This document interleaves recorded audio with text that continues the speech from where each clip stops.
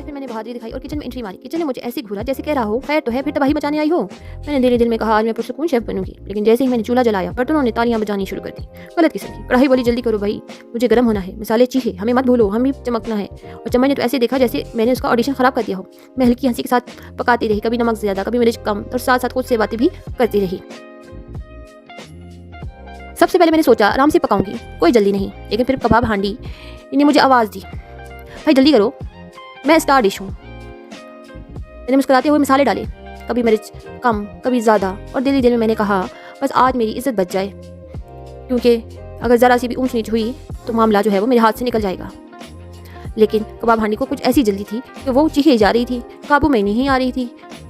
मसाले जैसे तैसे करके मैंने मिक्स किए और जल्दी जल्दी से कबाब लगाने शुरू किए कि भाई किसी तरह से मेरा जो काम है वो निबट जाए। लेकिन मटर पुलाव को भी बहुत ही जल्दी थी। वो चावल ऐसे नाच रहे थे जैसे शादी में गए हों, और मटर बोले हमें भी स्क्रीन टाइम चाहिए भाई। अब उन्हें कोई बताए भाई कबाब हांडी से फुर्सत मिले तो उनको भी थोड़ा सा स्क्रीन टाइम दिया जाए। किचन में बस खुशबू ही खुशबू थी मसालों की। अब मेरी बातों की खुशबू तो होने से रही, और मैं कैमरे से बातें करते हुए, देखो जी मैं सिर्फ व्लॉगर नहीं मास्टर शेफ भी हूँ। आखिर में अब मेरी पसंद की बात भी कर लेनी चाहिए। जो मेरी पसंद की डिश है वो अभी तक सामने नहीं आई। अभी तक तो मैं कबाब हांडी और मटर पुलाव से लड़ाई करते हुए जा रही हूँ।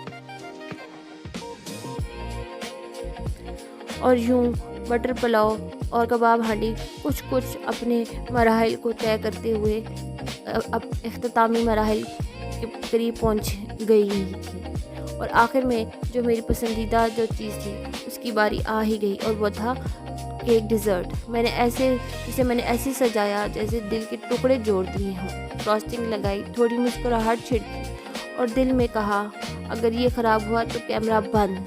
और जब मैं तैयार हुआ तो किचन में सर झुकाकर मान लिया, ठीक है भाई आज तुम जीत गई। और मैंने